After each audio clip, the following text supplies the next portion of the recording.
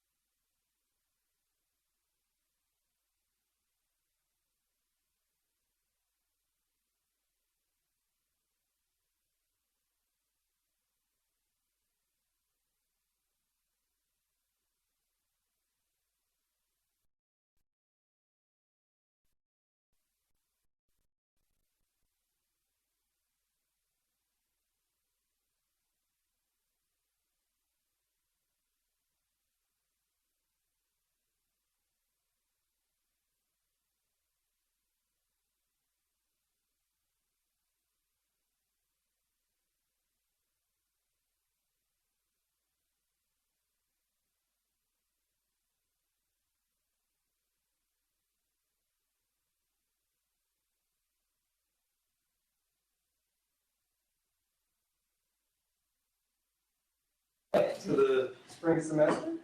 Thank you all for coming. Just a housekeeping item real quick, as per the usual. We're going to pass the sign-in sheet around. Signing in, please indicate whether you're a student or not. Today we're having Steve Daniels talk. He, among many other things, does a lot of conflict resolution, dealing with natural resources, and he's going to talk to us today about the Northwest Forest Plan that was started back in '93, is that correct? And during the Clinton administration, and I'll turn it over to him for a few minutes. Thank you. I appreciate you being here today. This will be a little bit different talk. I have reviewed sort of the speakers who normally do this seminar for you, and they come very, very much out of a mass communication, science communication sort of tradition. How do we convey science to the broad citizenry in an attempt to change opinions? I'm actually going to come to you from much more of a political science orientation. And that is, and they would argue that they're much more cynical, that they would argue that policy is actually crafted by small numbers of people, and that mass communication is not really how it works. It is how do those policy elites function. And the story I'm going to tell you, although it is ancient history, is actually the time which I got the closest to being one of those policy elites and had a look at that process and the ways in which science was incorporated or not incorporated in that episode. So this is about the Northwest Forest Plan, which, as Thad was mentioning, was really in its pinnacle in the early 90s. And so the presentation that I'm going to provide for you is really quite simple. First of all, I'm going to explain that it was actually a very analogous situation, that there's far more similarities between the episode of the spotted owl wars in the Pacific Northwest and climate change writ large than you might originally think. So the lessons from that episode have applicability in science politics related to climate change. Then I'm going to tell you 3 little stories from that, sort of draw some meta lessons, and if I talk quickly enough, we'll have lots and lots of time for Q&A. So I'm going to really bust through this and make assertions from point to point rather than carefully crafted proofs of what I'm saying. So you're just going to have to roll with me a bit more than if I had more time. In addition, the points that I'm making about the spotted owl episode are in a book chapter which I sent to Thad, and so you have an opportunity to read it if you want a more painstaking explanation of what I might into work. And again, I'm moving quickly, so I apologize for that, and we'll hopefully. The purpose for going quickly is to have a really extensive time for some Q&A. I do have some things that are sort of show and tell. I would provide, as an example of mass comm related to the spotted owl stuff, this is a book that was presented by the Sierra Club called The Tragedy of Industrial Forestry. It's clearly intended to be very persuasive kind of arguments about this. We'll just pass that around and let that roll a bit. I've got a couple of other 3 books that I would commend to you, so we'll do a little show and tell over the course of the day. All right, so why is the Northwest Forest Plan, an episode that occurred arguably before many of you were born, at all applicable to what it is you are trying to do? In essence, the spotted owl episode and forest management in the Pacific Northwest was a debate between the status quo and change, where the status quo was relying on extraction of the existing stock of trees versus shifting to a sustainable forest economy. I would argue, framed that way, it has an awful lot of similarities. It was a debate between the status quo and change. And the longer we persist with the status quo, the more damage it's going to cause. But the change is inevitable. Why wait? Sounds a little bit like climate change politics. And the argument for change rested on the backs of scientists. They were the point of the spear for the rhetoric for change. That they as individuals and their work and their standards were being positioned as the evidence for the need for change. And so the proponents of the status quo were doing everything they could to delegitimize and politicize their work and say it's not good science. There's science on the other side. So it became very much this warring cannonball of science back and forth. I argue that it had some real important similarities, because the question was, how many of the old trees which we inherited when we moved to this region are going to be left in the end? In the end, we will convert to a forest economy that uses smaller, younger trees which we have planted. That is inevitable. How many of these big trees and the species dependent upon those acres do we want in the end when it's done? That inevitability argument lay at the crux of it, and I would argue it's quite analogous to the arguments that you hear in climate science. So I had the opportunity to be embedded in the midst of this. In the early 90s, I was forest policy professor at Oregon State University. And I will tell you, those were heady days to be forestry faculty in the Pacific Northwest. You would get phone calls from Senate staffers and opportunities to testify in field hearings. You would be involved all sorts of ways. We'd be walking up and down the hall saying, well, are you testifying in this? I mean, my colleagues and I were up to our earlobes in this. I was fairly junior faculty. My earlobes were low to the ground. I was not a heavy hitter in this, but I had an opportunity to participate a bit. Now, President Clinton really needed the electoral votes out of Oregon and Washington. He was running in 92. So he came to the region a number of times as a candidate in the summer of 92 and said, I'm going to fix this for y'all. He's from Arkansas, so he talked that way. Okay? And so what he did was he held the Forest Conference. The Forest Conference was held in Portland in April of 93. He came out and spent all day. Gore came out and spent all day. The other cabinet officials that were there were the Secretary of Agriculture, Secretary of Interior, Secretary of Labor, Secretary of Commerce, EPA Administrator, Deputy Director of OMB, and a science advisor. They were there all day. This is a transcript of this event. They had one of those little court transcriber people with the little thing, and she sat there all day and recorded this. So that was never released to the that we were using inside the team. And I was part of the team that was asked to look at the social impacts. Where are they going to be distributed? How severe will they be? How will they be correlated to harvest levels? That kind of stuff. So I was a worker bee in this. I don't want to overstate my significance, but I had a chance to watch. All right. So Clinton, in that kind of Southern Baptist tradition, was powerfully oratorical.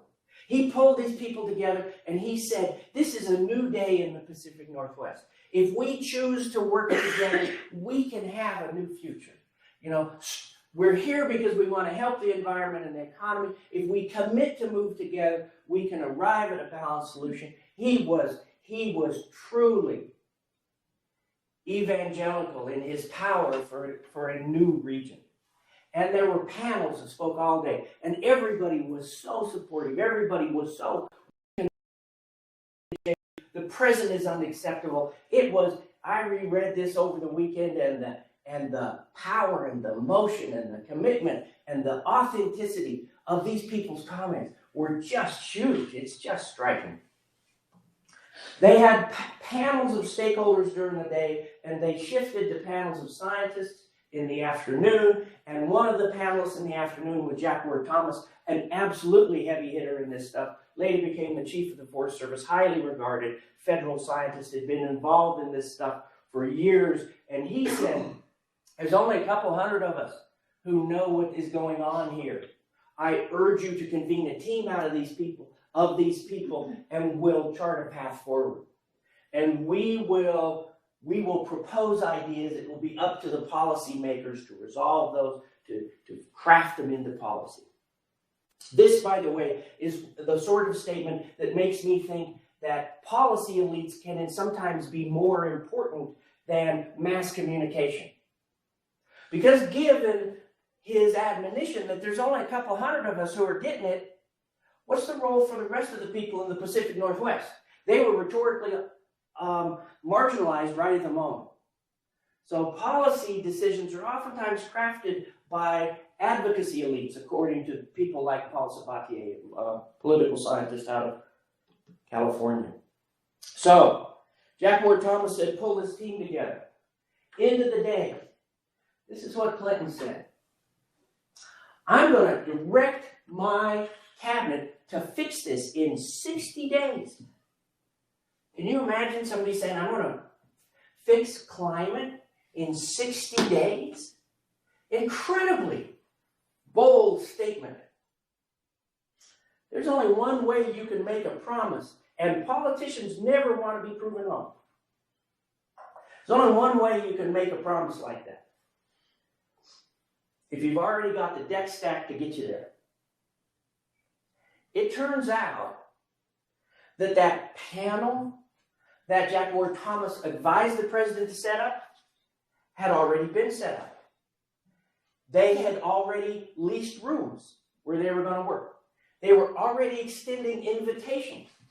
And Jack Ward Thomas had agreed to chair it. The Forest Summit, despite its evangelical ethos, was nothing but political theater. It was a sham. It was a sugarcoating on something that was a fait accompli. The decision to hold this, to have this team had already been made. Jack had already agreed to chair it. They'd already extended a bunch of people. They'd already set it in motion. And a bunch of people who came in and spoke from the heart as the president asked them to were, I think the technical term is pissed. Because they didn't know this.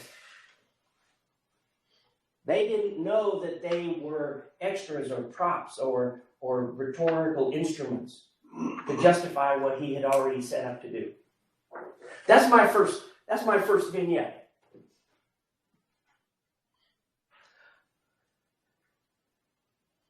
My second vignette is about some work that we did. We were asked, I was part of the communities team to figure out who was going to be impacted and where those impacts were going to be. And there was no systematic data across the 3 states in the spotted owl region, Washington, Oregon, and Northern California, to express what that was likely to be. So we did a variety of things. One of the things that we did was an experts workshop, where we brought in about 40 people from each of those states, 30 people maybe, and put them up in this hotel conference room and had this carefully designed and facilitated process by which they evaluated each of these communities in small groups if they knew that region. And we generated these response functions that would show how each of these communities was going to respond if harvest went up or down by varying amounts. I took that data home, asked my long-suffering wife, who's sitting in the back for me kindly today, to go down on Mother's Day, and because she was doing GIS for the Forest Service, and we put this into GIS, and we had maps of where these impacts were, and as harvest went down, you could see these red regions of community distress expand, and where they were cool maps. I took them back, and we stuck them up on the carols, and on Monday morning, and these ecologists were walking by, and they're saying, why haven't we seen these? And we're saying, because they were just made yesterday. And it's just brand new, fresh science. It's really cool stuff. And so the knowledge of these maps went up the chain and were presented to the people at the top of this. They were so impressed by these maps, they flew them that night to Washington, D.C. And we're just rocking it. Our stuff's going to D.C. The White House is looking at our dot maps. We were just riffing on this stuff. Okay? So word comes back. The dot maps may not be used. May not be discussed. You shall not mention the dot maps in interviews. You may not write about the dot maps. The dot maps were disappeared. And they came by and collected the other copies. They were just flat disappeared. A somewhat deflating moment compared to where we've been beforehand. So that's the second story.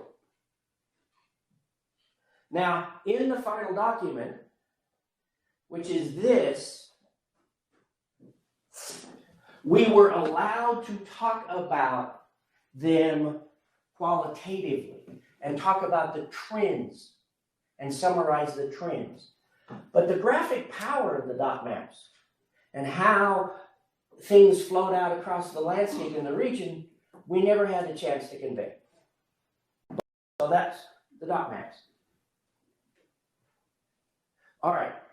Now, the overall episode was really not just about spotted owl and old-growth forest. It became framed very early on as an overall biodiversity issue. And fisheries, anadromous fish, salmon, became a huge part of it. So the question, one of the unanswered questions across the region was, how wide a buffer strip do you need of unmanaged forest, intact forest, do you need besides streams? Used to be, we logged right down to the side of the stream. Used to be in the Pacific Northwest, if there were big logs, we'd pull them out of the stream because they were a bad idea. Okay? So one of the things that came out of the plan was standardized buffer strips. So let me show you a couple of details. I promise not to get too far down in the weeds. Buffer strips are kind of calculated on height. You take the typical adult tree that would live in there, and you calculate buffer strips on multiples of that tree height. So this is distance, width of the buffer strip, potentially, or distance from the channel and tree height, and the effectiveness. Okay? And so you see several of the important benefits of buffer strips being conveyed by this document. And I would argue that they pretty much max out somewhere around one tree height,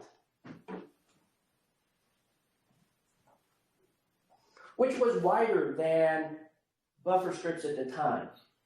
This is another graph of some other features. They're all microclimate features.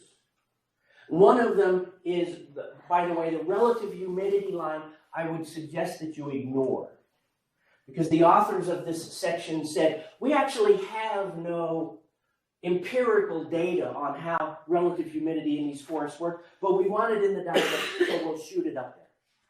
This is 60 days. We're winging it, folks. We're winging it at various points. But yeah, the very next page, they say, we don't know where it is, but we want it on there, so they drew it on there. But I would encourage you to weaken that line cognitively.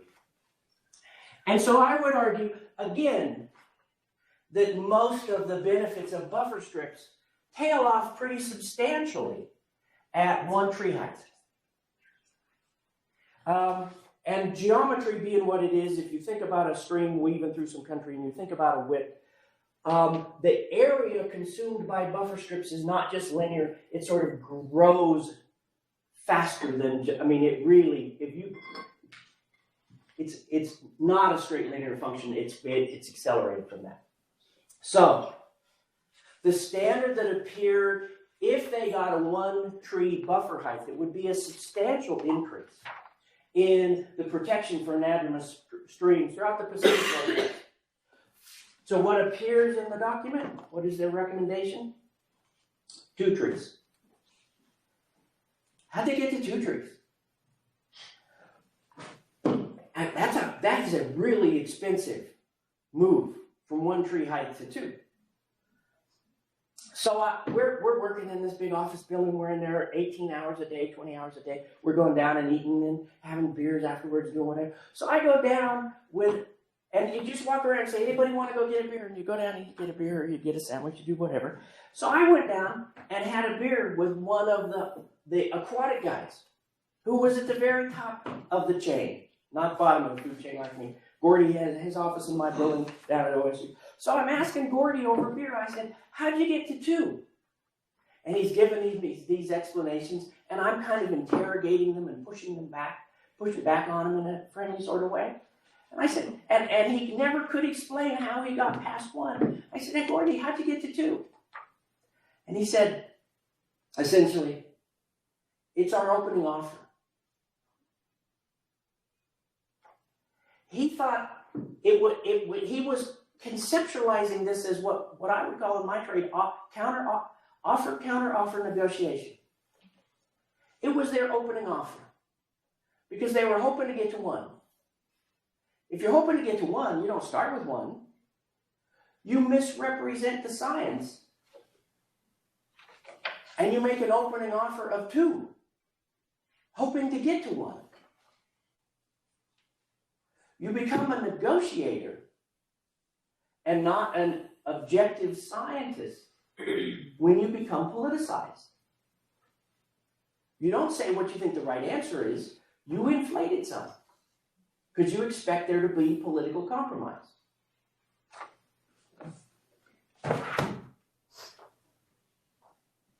We still have at least 2 tree buffer strips. All right. So that's the buffer strips argument. So what's the takeaway? By the way, political scientists are fairly cynical. And so if this is sounding a little cynical, it is perhaps, but it's not quite as cynical. It's revelatory, I would argue. All right. What are the lessons we learned from this? Political processes try to minimize risk. Science is all about embracing risk. It's about being surprised when you learn something. If you were a White House staffer and you set up this forest summit and you did not know how it was going to turn out, you're putting the presidency at unacceptable political risk. You don't convene a bunch of people and say, well, we'll just see what we decide today. You don't put the president on national TV in an all-day conference and say, what happens, happens. If you did that, you'd be fired. You cannot expose the president to the level of risk that as scientists, I don't know what I'm going to learn in my master's. I'll just learn what I learn. So the response to being put into risk completely different. The second thing is, I do believe that the impact of inconvenient data will be minimized. And the flip side of that is the impact of helpful data will be amplified and championed. I do believe that politicized science is subject to misrepresentation, strategic intentional misrepresentation. If you didn't do that, you'd be nuts. It's the rules of the game. And I think when science gets into political discourse, it is more about cloaking and reinforcing your pre-existing narrative than it is being willing and open to change your mind.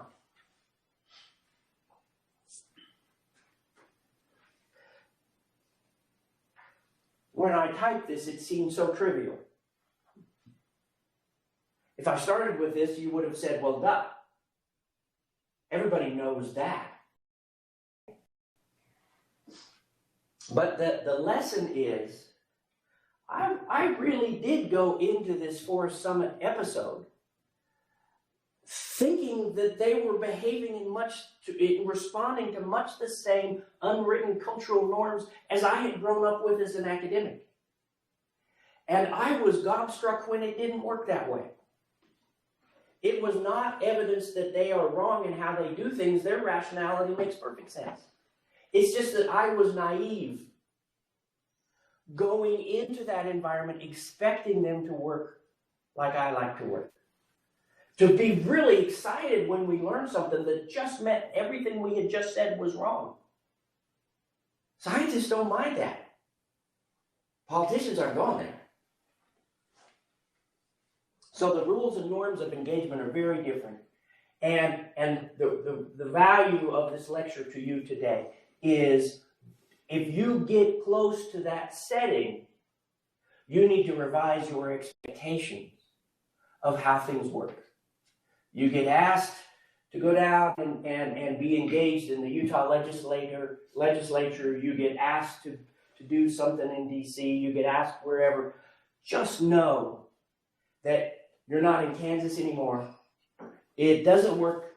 They don't work through the world the same way you do. And that was, in some ways, my naivete. Because I sort of expected the dot maps to end up on the front page of the New York Times. And instead, they just disappeared. Now you might say, why is he still holding a grudge about this stuff? My co-author of this article that you got there, he and I decided we didn't want to write about it for 20 years. So that book actually came out at the 20th anniversary of the Spotted Owl Conference, 25th. We figured the statute of limitations was over. Bill Clinton and his buddies got bigger fish to fry than us. All right. Look at that, I made it. And I really wanted to have some discussion on this. So I galloped over this stuff a bit. So, yeah, I will pull up a chair and my water and see what y'all think about this.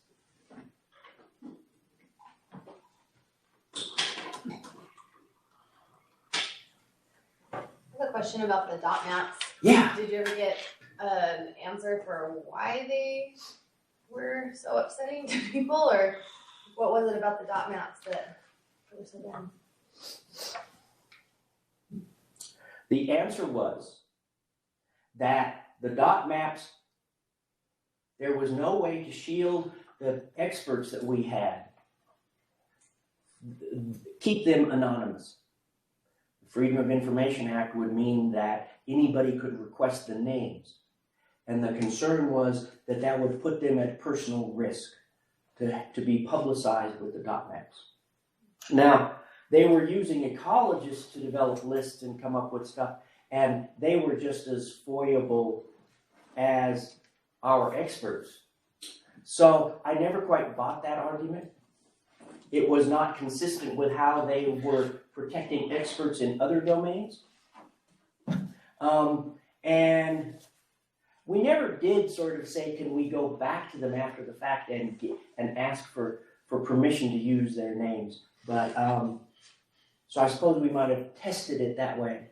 But I never found that to be a compelling, consistent argument, that it was too risky for our expert respondents to have them on the street. That's it. Yes, sir. To the best of your memory, as far as I know, the dot maps, one of their purposes was the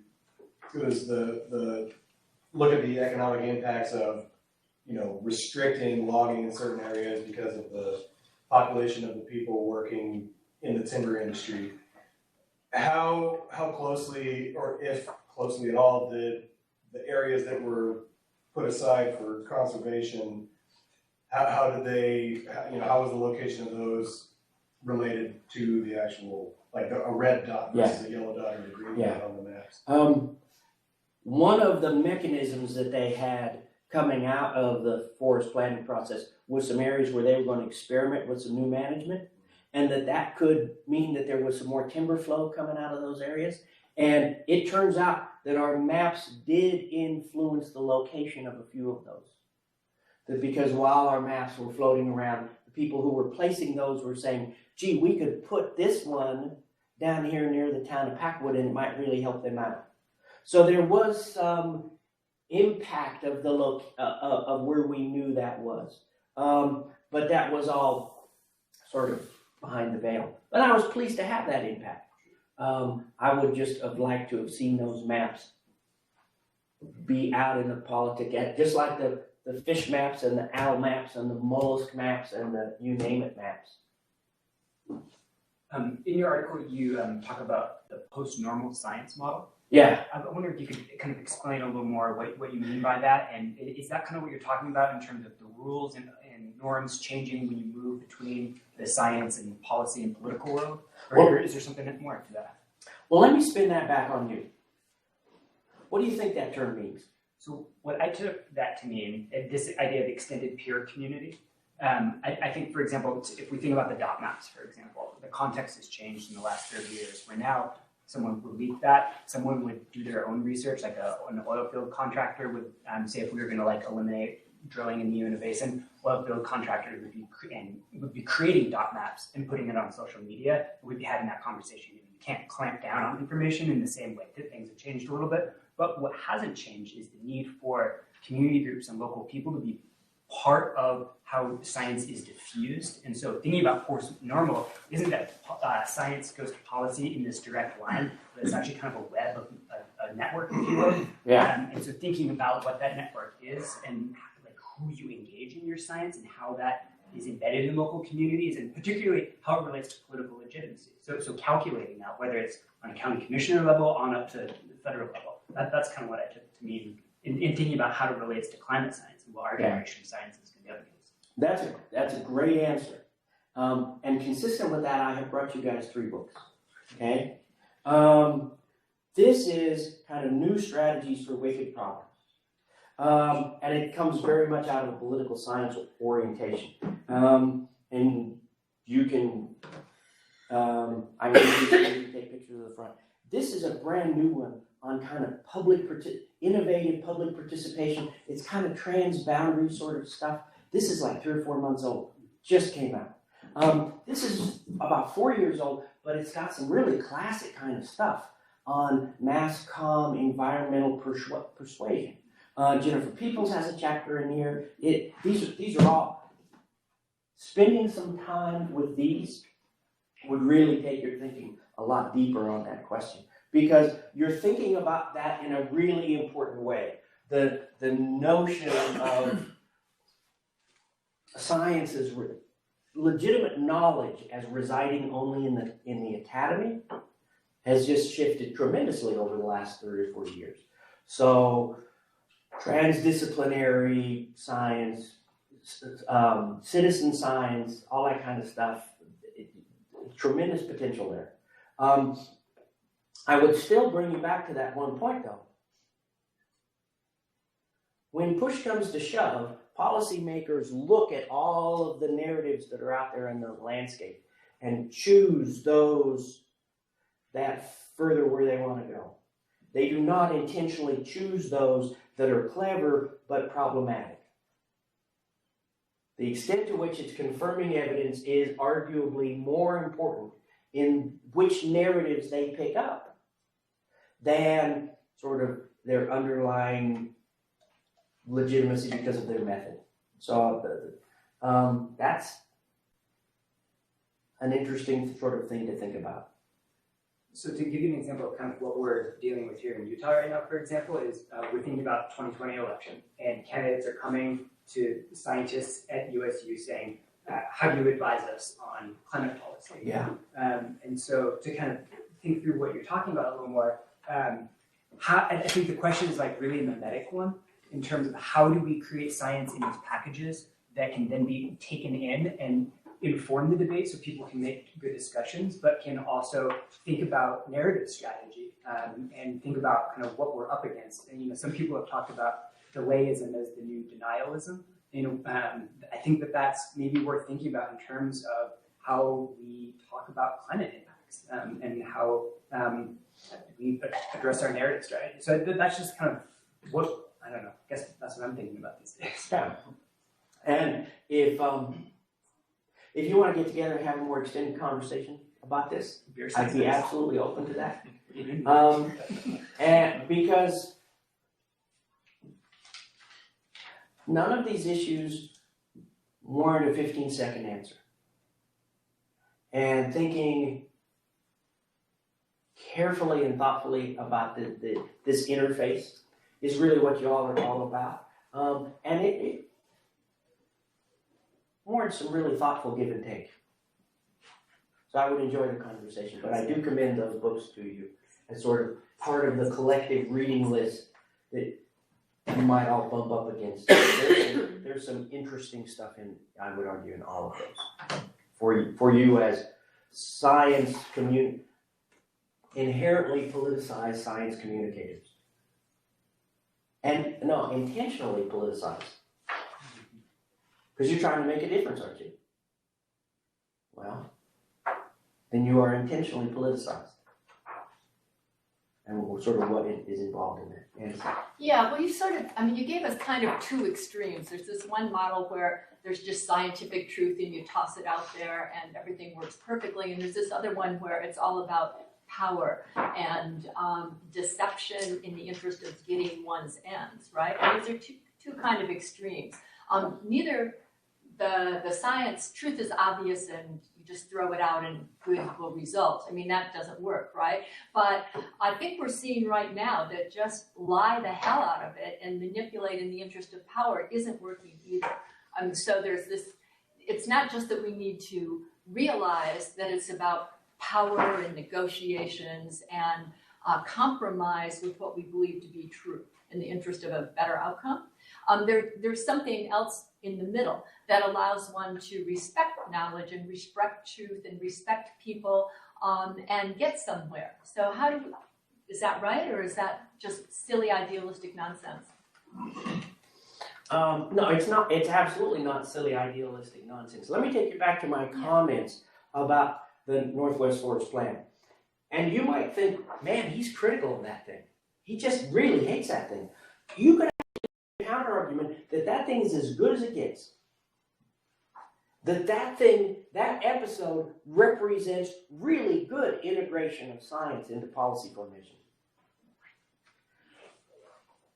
Anytime you are inside that process, you are going to see its bumps and bruises and warts. I think we need to find a space between starry-eyed idealism and lockjawed cynicism. Mm-hmm. That there needs to be this dogged determination informed on one hand by my values and buttressed by some pretty clear notions of the poker game that I'm in. I don't want people going in with just starry-eyed idealism because they're going to get their clocks cleaned and be disillusioned. I don't want the lockjawed pessimism because it means you don't even try. You don't engage the field of battle at all. But I think people need to go into that field of battle driven by their values and wised up a bit. And I would argue I went into this process not particularly wised up a bit. So if y'all were wised up just a smidgen as a result of our time together today, that's not a half bad thing. It would be a bad thing if the message was perceived as cynicism and pessimism and took the wind out of your sails. I'm just trying to help you spot some of the shoals and not take the wind out of your sails. Does that get around an answer to your question? Yeah, and put your cynicism into context, or your cynical final bottom lines into context. Can I ask a related question? So I had a conversation with a friend of mine a few months ago in which he made the statement that he thought we spent too much time talking about policy and too little time talking about governance. Is that kind of, or does that capture where you're trying to take us? That there's one way of thinking about what you ought to do and how to make it happen. And the other is to think about how do we work together to make things happen that we can live with. Yeah. I don't know enough about what your friend was saying, what was meaning by that great phrase, to exactly say.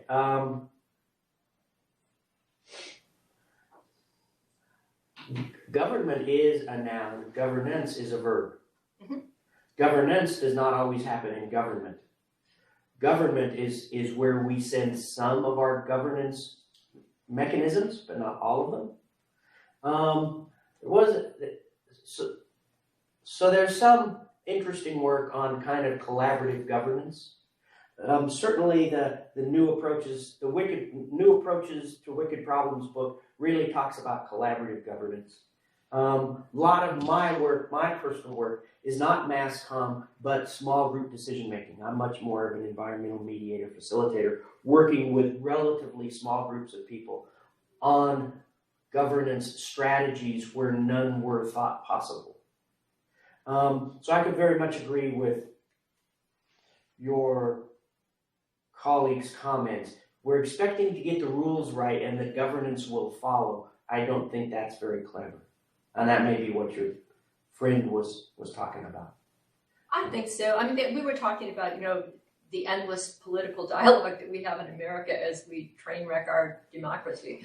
And it was really about what you said about how things work and how to make things work together rather than what to make people do.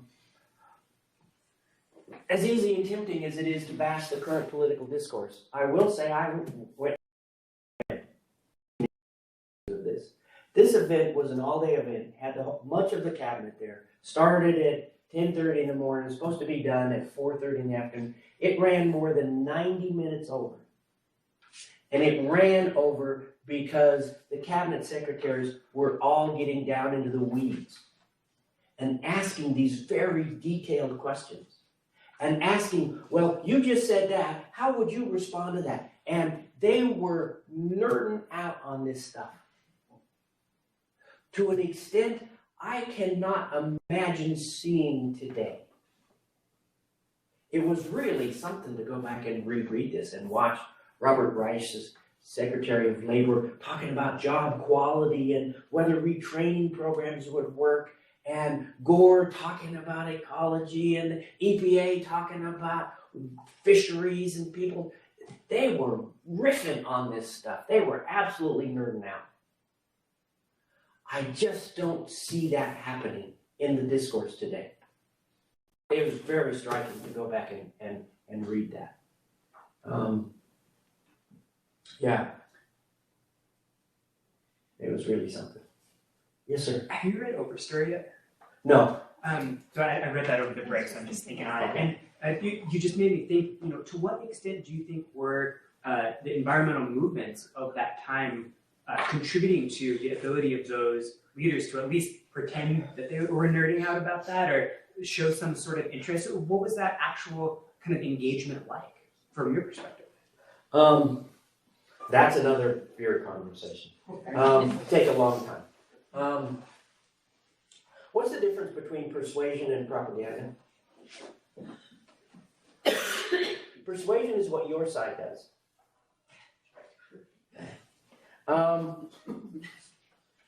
That book that I'm passing around could either be seen as powerful persuasion or desperately slanted propaganda. The timber industry produced a book that came out a year later with exactly the same layout that showed all the wonderful things of industrial forestry. Instead of showing these nuked out landscapes, they'd show little baby fawns sitting by the stump. Okay. It became really ideological. These old growth forests started being referred to as cathedral and ancient forests, invoking that kind of stuff. And it was cathedral forests versus bad jobs. Then the jobs got restructured into what was called family wage jobs. Okay, give them some value. The rhetorical tactics that everybody was using, the spotted owl as charismatic megafauna, was functioning just the same as polar bears are today. So they were twisting their messages right and left. Environmental groups used to be called environmental groups, and then they changed and were referring to themselves as conservation groups. It was really a fascinating time rhetorically. And probably the thing that moved it the furthest was the environmental group's willingness to sue.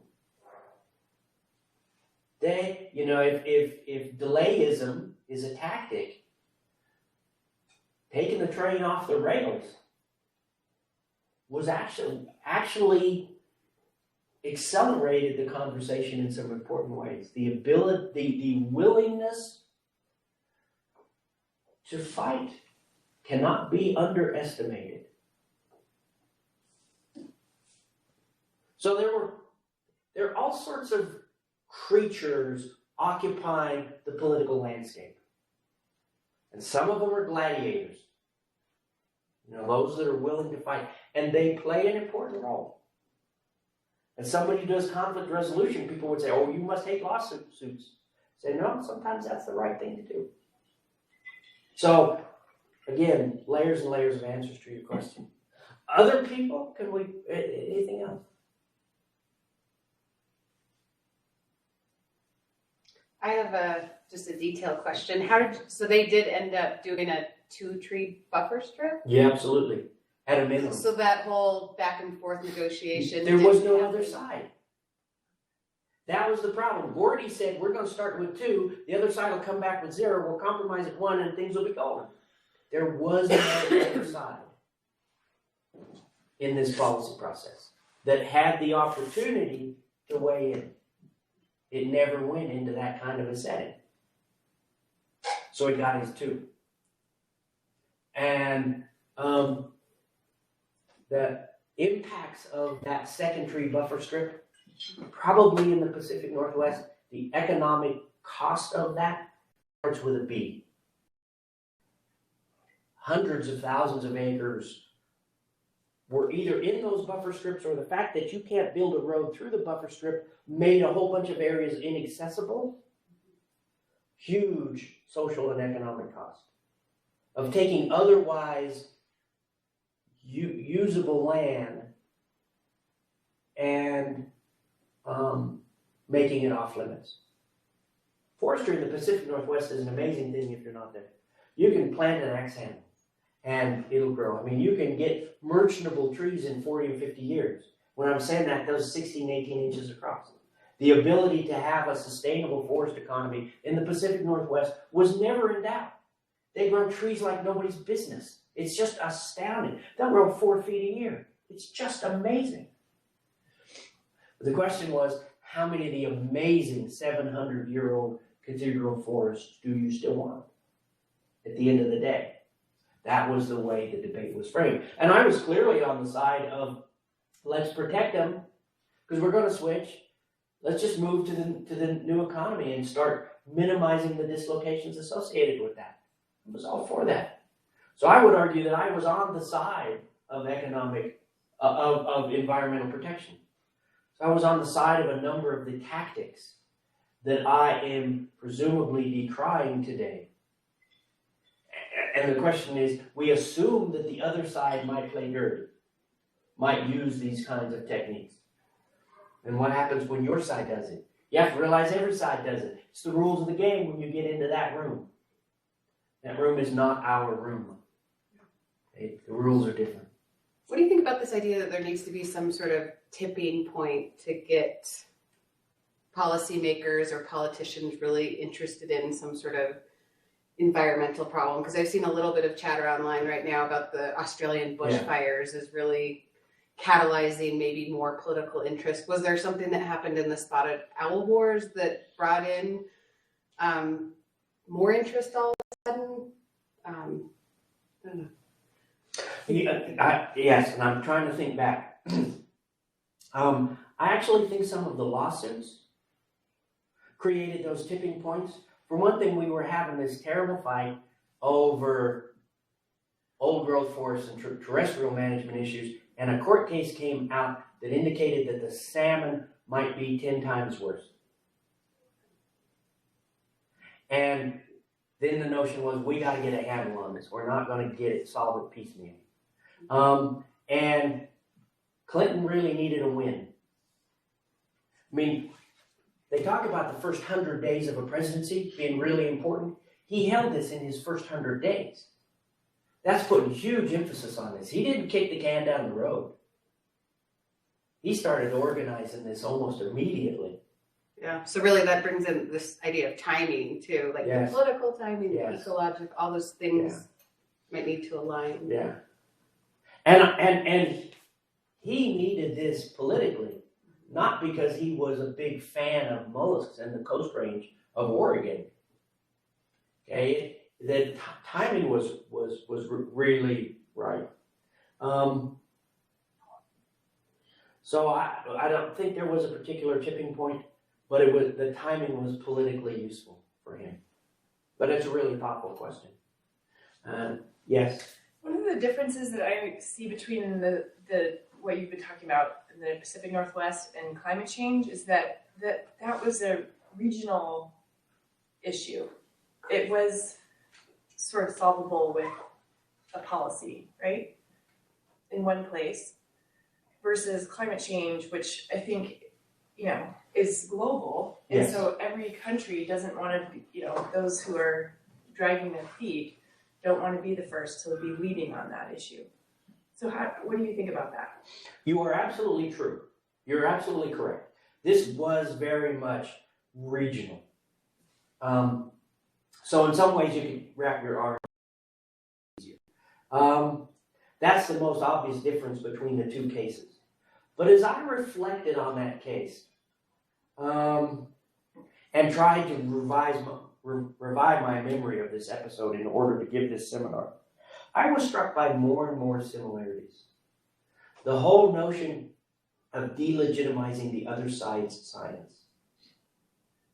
And saying that, well, these scientists got paid to do it. They get grants to do this kind of stuff. And so because they're getting paid to do it, it is somehow illegitimate.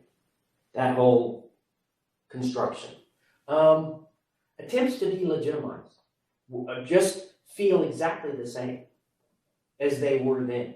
And the extent to which individuals who are clear spokespeople for this on one side or the other kind of become expendable. They get personally attacked in various ways. My position had been working with extension in southern Utah a lot, and the extent to which this is really ideological and grounded in a worldview was a lot like the Pacific Northwest stuff. The notion that the jobs are bad. Why would you want a timber job? Why would you want a coal mining job? Why would you want a fracking job? The attempt, if they're bad jobs and we lose them, we're not at anything. There was that sort of thread that goes through it. You're right, the regional versus global is the biggest difference. As I have thought about this episode, I'm struck much more by the similarities and the extent to which science was just right at the nub of the debate is really the biggest issue. But thanks for the question. Other questions or thoughts that are out there? I'm gonna follow up to that. Do you have an example, or can you think of an example of buffer strip, the buffer strip applying to climate science right now? Like, is there something that we're over exaggerating or pushing too hard? Is there an analogy? I don't know. You all know science better than I do. The climate science better than I do. Although the only thing that possibly comes to mind is it's the 2 degrees C or 2.5 degrees C, whatever that sort of standard is. Is there a possibility that in standards like that, people say, well, I think we could get by with 3C, but I'm really going to publicize 2.5 C because you don't go in to buy a used car and give them your checkbook. And you hedge. If you think there's going to be give and take, you hedge. Anybody's smart doing that. I'm not saying that when Gordy did that, he was wrong. But I am saying that doesn't look like science very much. You don't misrepresent your science because you think that it's going to be negotiated over. So I really don't know. Somebody that I have worked with very closely for decades is way into the climate science debates. He represents Mediators Beyond Borders. He has gone to 20 meetings around the globe, all the periodic meetings. Man, if you wanted to have a guest lecturer who could tell you what happens in those rooms, he gets way inside those rooms because he is representative of a coalition. Getting Greg Walker from Oregon State over here would come a lot closer to answering that question than anything I could tell you. If you have the budget to fly somebody in, he would give you, he's way closer to the sun on that one than I am. It kind of seems like with climate change, the negotiation aspect is there from the start because is there a scientifically correct answer for how quickly to reduce emissions and when? You know, if the argument is to reduce the impacts of climate change as quickly as possible, then we needed to, you know, end emissions yesterday. But, you know, there are impacts. We're trying to find out what's tolerable and what's tenable to reduce to minimize those impacts. I don't know. It doesn't seem like there's like a scientifically correct answer. It seems like there's always compromise with that now. Does that make sense? Yeah, but I'm not sure where the question is. I mean, Yeah. I think you're right.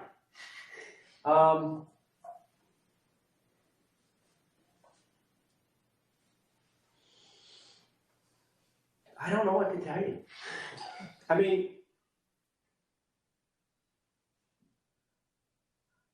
I have solar panels on my place. I took the bus in today. I got a really stern lecture from my 20-something sons over Christmas that I need to be doing more. That if I were to spend family assets to affect climate, they would rather me do that than make sure that they inherit the money. They said, spend that money now on climate stuff. Go buy that Tesla. It is a compromise. And I don't know how it's going to play out. I do hope you guys get into the fight and make a difference. Just don't expect the rules of the game on the other side of the door to be the same ones they are here on campus. That's really my message for you today. That when you get the chance to rub shoulders with the policy elite, don't be so flattered by the opportunity that you aren't thinking about the poker game and the whole cards and the way that it goes. I will close with this thought because it was a carefully crafted summary to the article that you have. And I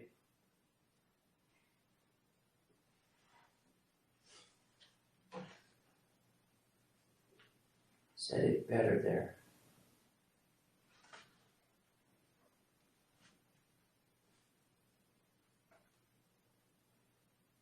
No, the passage isn't there. I'm not remembering. Your meeting has ended.